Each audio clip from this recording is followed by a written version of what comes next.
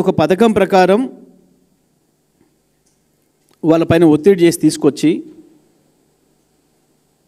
ఇది తన చేతులకు తీసుకొని ప్రజలపైనేమో 15,000 కోట్ల భారం వేసిండు,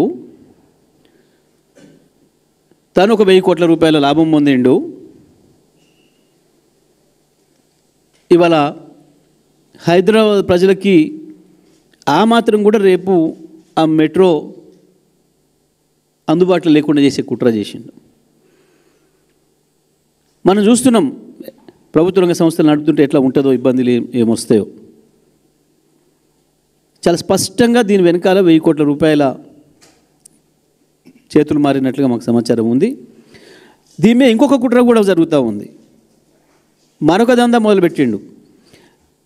తీసుకొని ప్రభుత్వం చేతులు ఇట్టే ఉంచడా అంటే ఉంచడం లేదు. దీన్ని తొందరలోనే దీనికి సంబంధించిన దాదాపు 35,000 కోట్ల రూపాయల ఆస్తులు, 300 ఎకరాలకు పైగా ఉన్న భూమిని త్వరలోనే ఈయనకి ఇష్టమైన, ఈయనకు దోస్తులైన అదానికి, మెగా ఇంజనీరింగ్ సంస్థలకి కట్టబెట్టడానికి ముందే ప్లాన్ చేసుకున్నాడు. మళ్ళీ అక్కడి నుంచే చెరొక 1,000 కోట్లు,